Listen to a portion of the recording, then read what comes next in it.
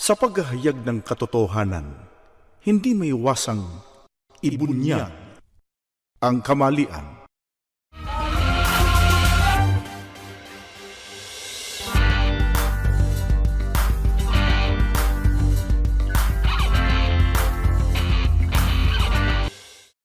Mga kaibigan, welcome pong muli sa programang ito ng Iglesia ni Cristo, ang Pagbubunyag. Gaya po ng dati, ang lagi naming hangad ay makatulong ang ganitong mga pagtalakay sa inyong ginagawang pagsusuri at sa paghanap po ninyo ng katotohanan.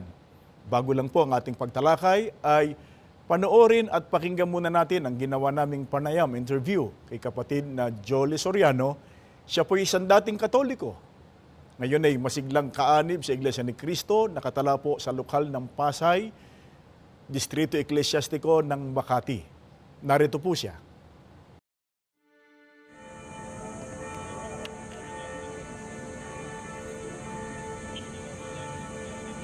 Ang naging devotion ko ay ang umatin ng misa sa Baclaran. Tuwing Wednesday po ay Immaculate Perpetual Help yan, na dinadagsa po ng deboto dahil yan ang araw po ng Birhen Maria, maraming mga himala kung tawagin nila. At every Wednesday, kung makikita natin ang Baclaran ay Baclaran Day is Wednesday and Sunday. So ang Sunday is regular na Mass. 2 beses din akong pumupunta po ng simbahan, nagmimisa.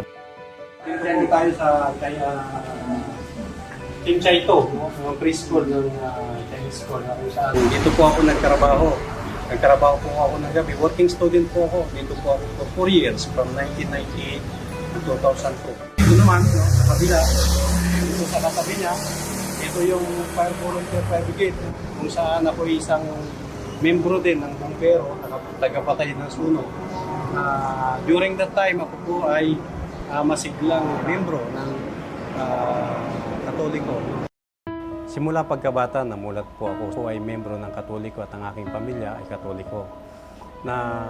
Nabilang ako sa isa sa mga tumutulong sa simbahan. Naging isang sakristan, katulong ng mga pare. Kapag nagkukumunyon, may sinasalo doon para kung sakali malaglag, ay hindi po sa lupa o sa sahig.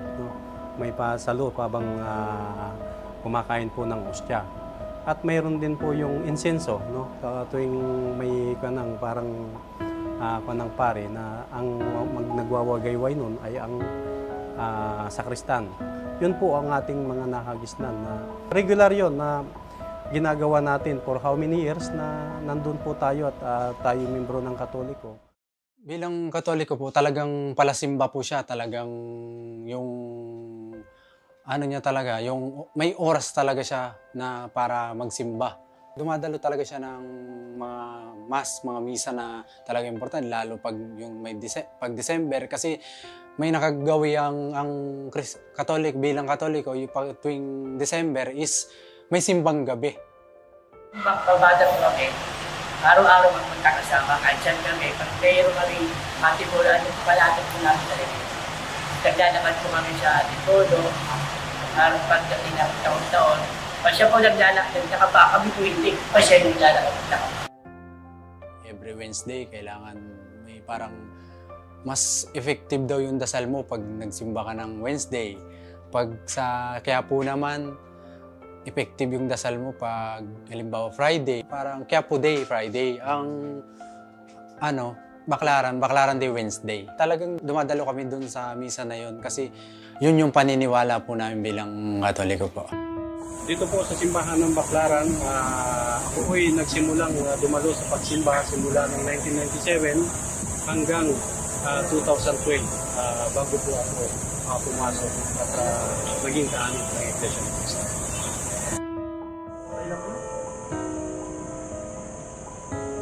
Sa buong panahon po na ako ay Katoliko, tinuro po sa amin ng mga pare sa misa ng Katoliko na ang misa ay pag-aalay kay Kristo. Pero naunawaan ko po nung nakinig at nag-aral po ako ng aral po sa loob ng iglesia na iyon pala ay labag. Sapagkat si Jesucristo pala ay naialay na minsan at magpakailanman. Hindi na po pala dapat paulit-ulit na ialay at ihandog si Kristo. Pagdating ko dito sa Maynila, na dito ko natutunan, dito ako nakapakinig ng maayos. Dahil nagkaroon tayo ng mga kaibigan na mga kaanib sa iglesia, kailangan mo lang umupo, pakinggan, damdamin mo kung ano yung aral, ano ang katotohanan, ikunin mo at ilatag mo at pagpantayin mo yung pinaniniwalaan mo. Saka sa pinag-aaralan mo, makikita mo kung ano ang tunay at anong yung huwad.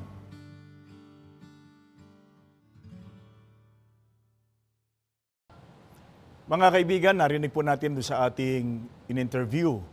Pinahayag niya nung siya dating Katoliko pa, ay dumadalo siya ng misa sapagkat yun ang kanyang kinagis ng paniniwala at pinaniniwalaan niyang siya ay nababanal sa kanyang pagdalo sa misa. Subalit, dumating ang panahon na sa awa at tulong ng Panginoon Diyos sa pamamagitan ng kanyang ginawang pagsusuri sa mga aral na sinasampalatayanan sa loob ng iglesia, ay kinahabagan ng Diyos na siya ay matawag sa iglesia. At ngayon ay nagpapasalamat siya na nagagawa na niya ang tunay at marapat na pagsamba sa ating Panginoon Diyos. Mga kaibigan, sa episode na ito, ang pagtutuunan natin ng pagtalakay, gaya nga ng nabanggit kanina, ay ang tungkol sa pagsambang Katoliko. Madaling malaman at makilala kung ang pagsambang ginagawa sa isang relihiyon ay tunay at karapat-dapat at tinatanggap ng Diyos.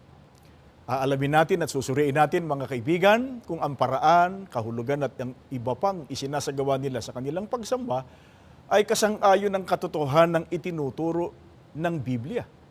At gaya ng dati, mga mahal naming mga kaibigan, ipinagpapauna po namin, hindi po kailanman layunin ng programang ito na sa ating pagtalakay ay makapanakit o makapanugat ng damdamin ng sinuman, kundi ang laging malinis po naming hangarin, banal na hangarin ay maihayag po sa atin ang katotohanan ng itinuturo ng banal na kasulatan. Sapagkat pagka itong ating sinunod, ito po ang ating ikaliligtas. Ngayon, puntahan na po natin. Mga kaibigan, ano nga po ba ang tawag sa pagsambang Katoliko at ano ang mga gawaing nakapaloob dito? Panoorin at pakinggan po natin ito.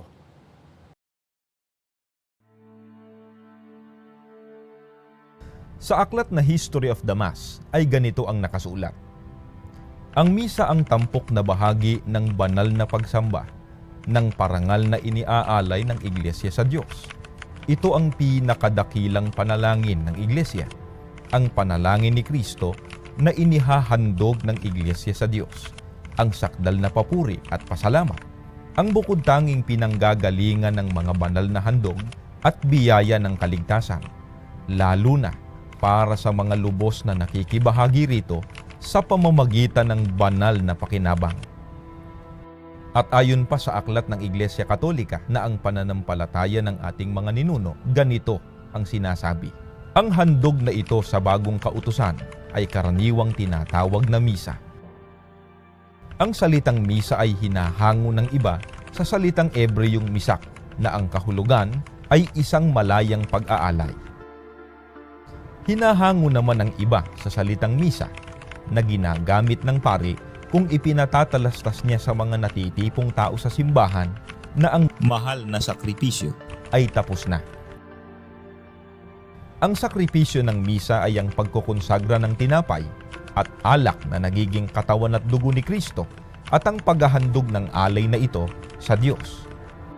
Sa pamamagitan ng saserdote, alang-alang sa walang hanggang pag-aalaala sa sakripisyo ni Kristo sa krus. Ang sakripisyo ng misa ay kaisa ng sakripisyo sa krus, kapwa may iisang alay at kataas-taasang saserdote na dili iba't si Hesukristo.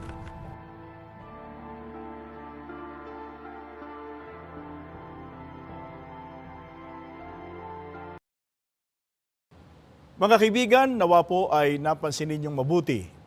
Narinig naman po ninyo doon sa ating ipinakitang short feature sa pamamagitan din ng mga aklat Katoliko na ayon po sa kanila, ang misa ang tinatawag na pagsambang Katoliko.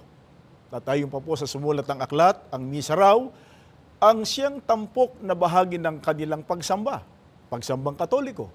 At ang misa raw ang sakripisyo o handog sa bagong kautusan.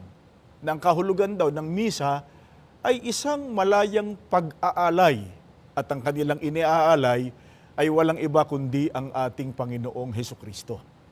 Alamin muna natin, paano kaya napapaniniwala ng mga paring Katoliko na ang misa na di umano ay aral ng Diyos na nakasulat po sa Biblia. Ang babasahin natin ay nakatala sa aklat na pinamagatang Siyang Inyong Pakinggan, ang Aral na Katoliko, pahina 190.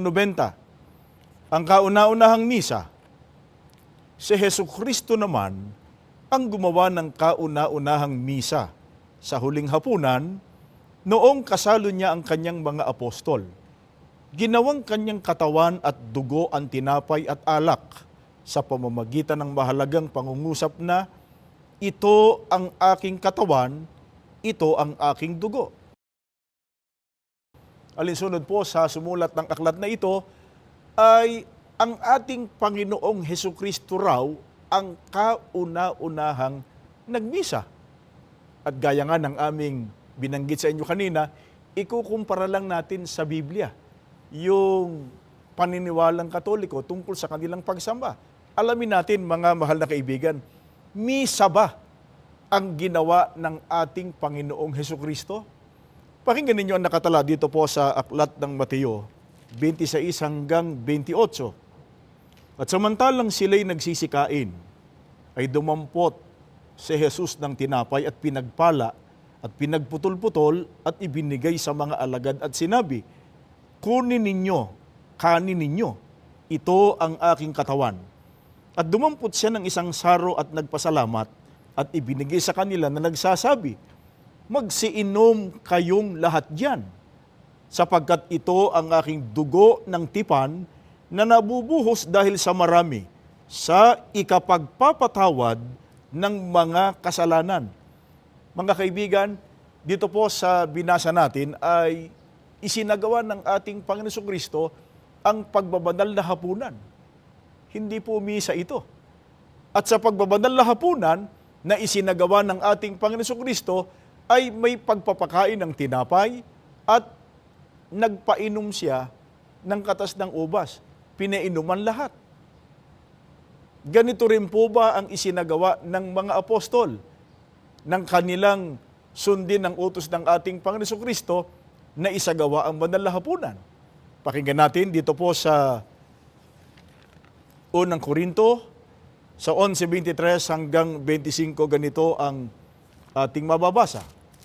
Sapagkat tinanggap ko sa Panginoon ang ibinibigay ko naman sa inyo, na ang Panginoong Hesus ng gabing siya'y ipagkanulo ay dumampot ng tinapay. At nang siya'y makapagpasalamat, ay kanyang pinagputol-putol at sinabi, ito'y aking katawan na pinagputol-putol dahil sa inyo. Gawin ninyo ito sa pag-aala-ala sa akin. At gayon din naman, hinawakan ng saro pagkatapos na makahapon na sinasabi, ang sarong ito'y siyang bagong tipan sa aking dugo. Gawin ninyo ito sa tuwing kayo'y magsisiinom sa pag-aala-ala sa akin. Mga kaibigan, ang tinatalakay po natin kung yun bang layunin at paraan na ginagawa sa pagmimisa, kasang-ayon ng nakasulat sa Biblia, na hindi po Sapagkat sa banal na hapunan na itinatag ng ating Panginoon Jesucristo, yun po ay sa pag-aala-ala sa Kanya at sa Kanyang kamatayan. At sa pagsasagawa nila ng pagbabanal na hapunan, may pagkain at may pag-inom. Yun din ang ginawa ng mga apostol. Yun din ang ginagawa ngayon sa loob ng Iglesia ni Cristo na naglilingkod po sa inyo. Pero, gaya nga ng binanggit natin kanina, pinagkukumpara lang natin Nasa inyo ang pagpapasya kung alin ang inyong paniniwalaan at susundin. Kumpara natin doon sa ipinatupad ng mga pare sa kanilang pagmimisa, pareho ba ng isinagawang pagbabanal na hapunang nakasulat sa Biblia? Pakinggan natin dito po sa Siyang Inyong Pakinggan ng Aral na Katoliko sa pahina 198. ang pakikinabang o ang Santa Komunyon. Ang pakikinabang o ang Sagrada Komunyon ay ang tunay na pagtanggap ng katawan at dugo ni Hesukristo sa ilalim ng anyong tinapay. Kaya nga, ang tatanggapin natin sa pakikinabang ay si Hesukristo rin na siyang tunay na Diyos at tunay na tao. Tinatanggap natin si Hesukristo sa anyong tinapay lamang. Hindi dapat tayong uminom sa kalis upang tanggapin ang dugo ni Hesukristo. Mga kaibigan, sana po napansin natin. Binasa lang namin ang aklat ng Iglesia Katolika. Ang sabi, tinatanggap daw nila ng Iglesia Katolika ang Panginoong Hesukristo sa anyong tinapay lamang. Hindi raw dapat uminom sa kalis upang tanggapin ang dugo ng ating Panginoong Hesukristo. Kaya nga po, ang misa hindi po ang banal na hapunan. Sa pagbabadal na hapunan na nakasulat sa Biblia, may pagpapakain at may pag-inom.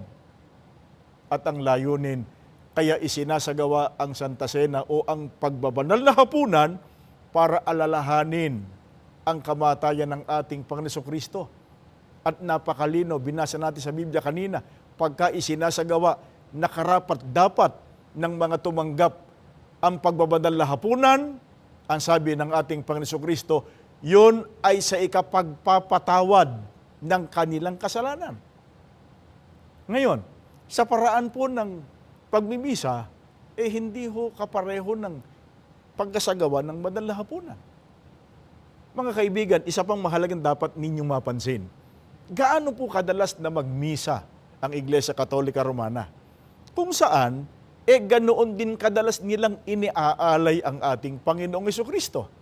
So, babasahin lang namin ang nakatala do sa aklat na binasa kanina. Ngayon naman ay sa pahina 197. Ang mga seremonyas ng misa, ginagawa ang Santa Misa araw-araw, oras-oras, sa buong mundo, maliban kung Biyernes Santo. Mga kaibigan, nasagot po yung tanong natin. Alinsunod sa kanilang aklat, ginagawa ang Santa Misa araw-araw, oras-oras, sa buong mundo. Kaya kung araw-araw, oras-oras, sila ay nagmimisa, ganun din nila kadalas iniaalay ang Panginoon Jesucristo. Ngayon, ikumpara natin sa Biblia. Sang-ayon po ba ang Biblia na ihandog o ialay ang Panginoon Jesucristo araw-araw, oras-oras, gaya nga ng ginagawa ng Iglesia Katolika? Ang babasahin natin ay pahayag ng mga apostol dito po sa Hebreo, dito po sa 7, ang talatay 27, na hindi nangangailangan araw-araw na maghandog ng hain, na gaya niyaong mga dakilang saserdote, una-unay patungkol sa kanyang sariling mga kasalanan at saka patungkol sa mga kasalanan ng bayan, sapagkat ito'y ginawa niyang minsan magpakailanman ng kanyang ihandog ang kanyang sarili. Mga kaibigan, ang binasa namin sa inyo ay pahayag ng mga apostol. Ang mga apostol ay tunay na sugod ng Diyos. Sa mga kapatid, ito ang katotohanan ng nakasulat sa Biblia. Ang sabi po ron, uulitin lang namin, hindi anya nangangailangang araw-araw maghandog ng gayong hain. Bakit? Sapagkat ginawa ng ating Panginoon Jesucristo ang pag-aalay o paghahandog ng kanyang buhay, ang sabi ng Biblia, ginawa niya ito minsan at ang bisa nito magpakailanman. Ngayon, baka may magtanong, bakit to may mga ilang pa rin dumadalo ng misa? Ang paniniwala nila, gaya nga nung paniniwala nung ating nakapanayam, nung si dati Katoliko pa, akala nila, pagka sila'y dumadalo ng pagmimisa, nababanal sila. Naaalis ang kanilang kasalanan. Totoo po ba yun? Nakaalis po ba ng kasalanan ang pagdalo nila sa misa? Na kung saan ay iniaalay nila ang Panginoon Jesucristo araw-araw? O basahin natin muli ang pahayag ni Apostol Pablo. Ang binasa kanina ay 7:27 ng Hebreo, ngayon naman ay sa 10 hanggang 11. Sa kaloobang yaon tayo'y pinapaging banal sa pamamagitan ng pagkahandog ng katawan ni Kristo na minsan magpakailanman. At katotohanan ang bawat saserdote na araw-araw ay nangangasiwa ng patayo at naghahandog na madalas ng gayunding mga hain na hindi makaalis kailan paman ng mga kasalanan. Yan po ang ibinigay na kasagutan ng Biblia doon sa ating katanungan. Makaalis po ba ng kasalanan yung pagdalo sa misa na kung saan ay di umano'y inihahandog nila ang Panginoon Jesucristo araw-araw? May hindi po eh. Sapagkat malinaw ang sabi ng mga apostol, ang makapag-aalis o ng kasalanan o ang makapagpapaging banal nung ihandog ng Panginoon Jesucristo ang kanyang buhay. At batay po sa Biblia, inihandog ng ating Panginoon Jesucristo ang kanyang buhay para sa kanyang mga ililigtas, para sa kanyang katawan, sa kanyang iglesia. Kung hindi ikababanal at hindi ikaaalis ng kasalanan ng pagdalo sa misa, mga kaibigan, kayo ho ang magpasya. Dadalo pa ba kayo sa misa? Ang totoo, bakit kaya isang katotohanan ng hindi makaalis ng kasalanan ang pagdalo sa misa? Yun mismong misa, mga kaibigan. Ano ang ipinagtapat ng isang paring Hiswita tungkol sa misa? Makikita po niyo sa inyong television screen, sa inyong TV monitor, sa aklat na pinamagatang Iglesia ni Cristo at iba't ibang sektang protestante sa pahina 83, nakasulat ng ganito. Ang pananalitang misa ay hindi matatagpuan sa Biblia. Yun mismong misa, salitang misa, wala po sa Biblia. Ang mga gawaing nakapaloob sa ginagawa kapag ka nagmimisa, gaya nga ng ating tinalakay, gaya ng ating pinag-aralan at pinatunayan natin sa pamamagitan ng Biblia, salungat po sa katotohanan ng nakasulat sa Biblia. Samantalang, ang banal na hapunan ay malinaw pong mababasa nakasulat sa Biblia. Gaya ng inyong makikita sa inyong TV monitor.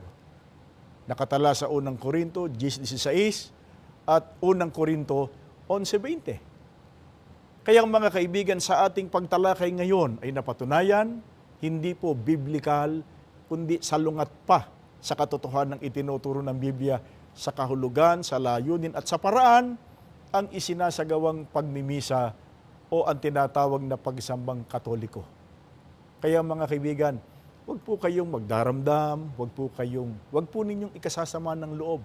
Pagka nababanggit sa programang ito ang mga paniniwala, gawain ng ibang relihiyon, uulitin po namin mga kaibigan, hindi po para saktan ang damdamin ng sino man. Hindi para atakihin ang alinmang relihiyon, kundi ang nais po ng Diyos sa pamamagitan ng kanyang mga salitang nakasulat sa Biblia ay magawa nating sundin ang katotohanan ng maghahatid sa tao sa kaligtasan. Malinaw po ang tagubilin sa atin ng mga apostol para hindi tayo mapahamak doon sa mga aral o katuruan na tinanggap ninyo sa inyong relihiyon. Pakinggan ninyo ang nakatala dito po sa Galacia 1:8 ay ganito ang pagtuturo sa atin ng mga apostol, unawain po ninyo. Datapat kahimat kami, o isang anghel na mula sa langit, ang mangaral sa inyo ng anumang ibanghelyo na iba sa aming ipinangangaral sa inyo ay matakwil. Yan po ang tagubilin ng mga apostol sa mga tunay na Kristiyano. Hindi dapat tanggapin, hindi dapat panatilihan ang alinmang aral na iba sa itinuro ng mga apostol. Sa makatwid, napatunayan natin, wala sa Biblia, salungat pa sa Biblia, ang kaparaan ng isinasagawa sa pagsambang Katoliko na tinatawag nilang misa. Kaya hindi nakapagtataka na napakaraming mga umaanib sa Iglesia ni Cristo na nagmula sa Iglesia Katolika Romana at nabuksan ang kanilang pangunawa nang sila ay magsuri sa mga aral ng Biblia, sa mga katotohanan ng sinasampalatayanan sa loob ng Iglesia ni Cristo. Siya lamang, si kapatid na Jolie Soriano, na ngayon ay masiglang kaanib sa Iglesia ni Cristo. Balikan natin siya.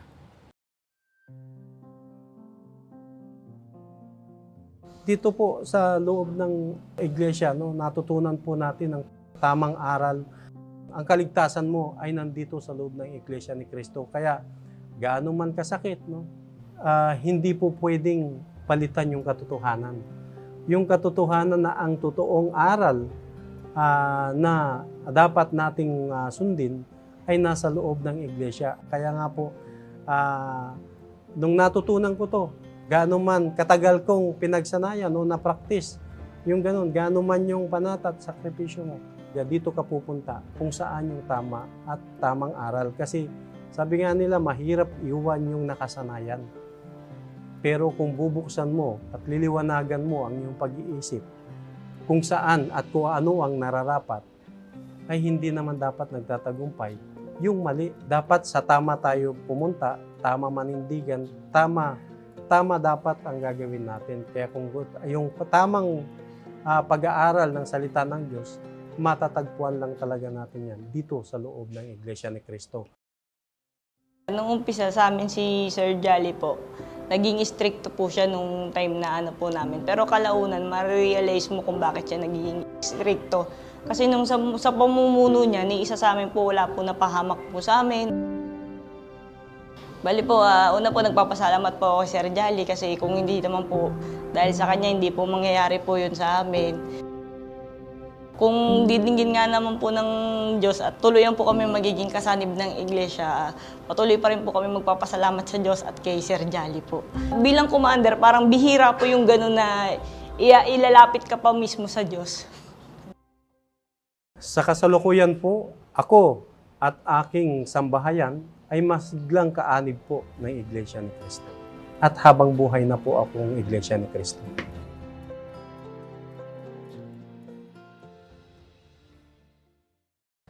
Mga kaibigan, maraming salamat po sa inyong ginawang pagsubaybay.